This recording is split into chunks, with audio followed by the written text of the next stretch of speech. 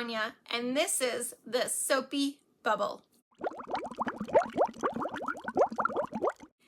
Another fall favorite was this soap coming up, Cranberry Orange.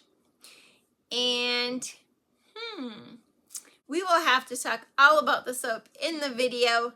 Don't forget the chit chat at the end. And let's go check out another fall favorite in the Falling for You series, number 3, Cranberry Orange. Okay, and to our soap, Cranberry Orange. So this was one of my customers' higher votes, was the Cranberry Orange. And even when I went back and I was like, okay, so let's decide on a cranberry soap. Do you like cranberry orange? Do you like cranberry spice? Or do you like cranberry fizz? Now, I've done cranberry fizz in the past. Absolutely loved it. I did cranberry spice last year, I think.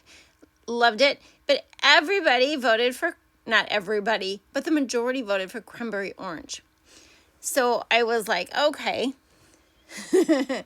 Where do I get my cranberry orange fragrance oil from? You know, and you know me, I like to read reviews. So I went with Nature's Garden, their basic cranberry orange. And out of the bottle, you know, it was very faint, I'd say, out of the bottle. Sometimes I wonder if I should shake the fragrance bottles up and then smell them. Would that make a difference? I don't know. Oh, I don't know. But anyway, we are starting off again with the Brambleberry Orange and the Neon Orange combo. Now, I did this on more of a heavier note than I did with the pumpkin spice. I went more to the Brambleberry Orange and a little bit more Neon Orange, where the other one, you know, was more Neon Orange with the Brambleberry as a background. Okay, so much heavier color in the orange, as you can see that, right? And for my cranberry color, I went with Merlot Sparkle from Brambleberry on a heavier side. Now, this is 33 ounces of oils, which equals 2 pounds of soap, which gives me 2 sets of 16. So I figured I could use the full teaspoon of mica for this half of the soap. I normally do not color this heavy. I honestly don't. But I did, because I wanted that cranberry color. I wanted that orange color. And so I did it still to max usage. I did not go over the usage rate, but did definitely wanted my colors to come out. And so what am I going to do with these 2 colors? I'm going to do can you guess it? I'm just going to do a skinny drop swirl. Oh, yeah. I love that color. That red is just gorgeous.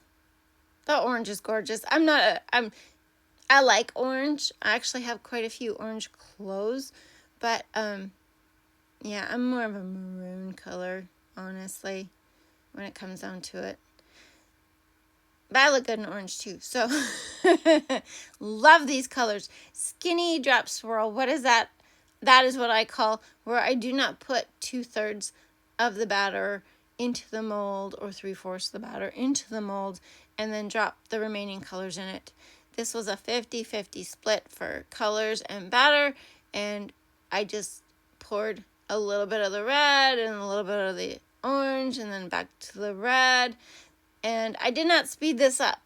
I normally speed it up for you because, you know, I feel you're going to get bored with me. And then I see people who are like, no, I like longer videos.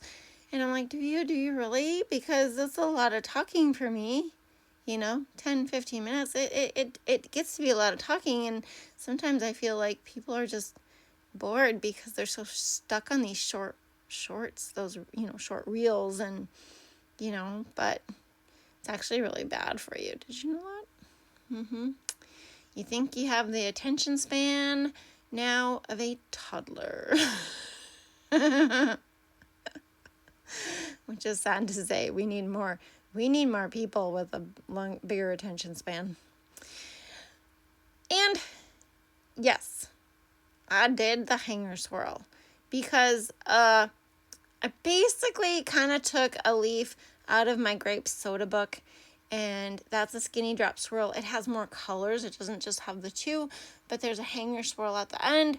And then I was like, ooh, I could do this like the grape soda, which I've done other soaps too, but that one sticks in my mind. Does that make sense? I'm sorry. It just sticks in my mind. It's the grape soda pop. It's the skinny drop swirl with a hanger. And for the top, I had so many options. I could have put cranberry seeds. I could have put orange slices. I could have so many options. I basically was overwhelmed, and I was like, I'm not doing a damn thing on top. I'm sorry. Literally my thought process. I am not doing a dang thing on top of this soap because, ooh, I just had too many options. But look at those. Look at those colors the next day. Tiny bit of soda ash, but not too bad. Oof. Nice. Nice. Yeah. I like that. We've got some really cool swirlage. Yeah. I think I did steam the soda ash though, and then I let it sit a day, which is why it probably seems like it's a little bit harder to cut. And you don't notice it, but I noticed how I'm cutting. I'm pulling down more on the bar than, you know. I mean, you always have to pull down on the bar, but you wouldn't notice it. It's okay. Yeah, pretty sure I did steam the top. Ooh. I just love swirls. And here we are to the bars. The orange is very, very nice. I cannot remember if it changes color at all. I do not even know if this scent, I don't think this scent discolorated. I didn't put any notes in my thing if it did, so those are usually not notes. It's like I should. I mean, on my cheat sheet, I have like cheat sheets for my fragrance oils. Like if I hate them, if I like them, if I just blended it with something else, you know, that type of cheat sheet. And then I have what the usage rates are at that time, and if it discolors or if it accelerates. But half the time I buy it, and if it's at least 5% usage, I'm like, okay, we're good, you know. Make note of that, and I will definitely make note if it's like only 4% or 3%. Which, surprise, this fragrance oil is only 3.23% usage rate. Here it is going out to my voters for what they wanted. Here is your Cranberry Orange Falling For You soap. Here's a little more detailed take on the fragrance notes. Here are the bars when I first cut them. And here are the bars when they are totally cured. Do you know what I think is fun to do? Is when you're going through the store and you get to the checkout, just to see what everybody else is buying. It is. It's fun. It's like batteries. Oh, okay. You know, little stickies for picture books. Shoes. It's just interesting. And then I look at what's in my cart and I'm like, they're going to think I'm a weirdo. I've got toilet paper, aluminum foil, some notebooks and scissors, sugar, maple syrup, and what was the other thing? Coffee.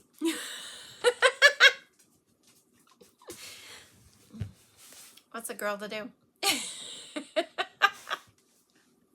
But yeah, it's really fascinating to see what people buy, because some people buy just absolute junk. Just absolute junk food. And of course, I mean, believe me, I've been there. I've been my share of junk food. And, you know, but it's just always fun to just see what people are buying. Especially nowadays when it just seems like money's so tight. Gas, it was is it $4.20 here? which is high.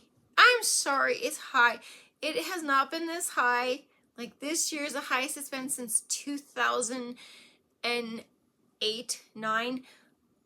2009. I know this specifically because of where we lived and what we were doing, and you know, diesel was ridiculous and fuel was ridiculous, and we're back to fuel being ridiculous, which drives the price of everything else up. And you're wondering why? Because everything is trucked to its location. I don't care if it comes from China or Greece or Antarctica. Once it hits the United States, it is trucked, which is fuel. So yes, everything goes up. So stupid. Yeah, we're not going on that. But I love to see what other people are buying. It's just fun for me, I guess. I don't know. It's just my nosy part of my personality coming out.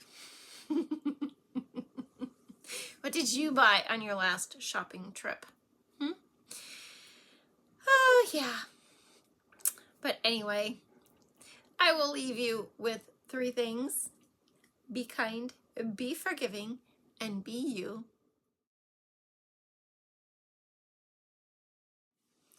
And as always, I hope you had a good time. Thank you for dropping by. I will see you next time, and God bless.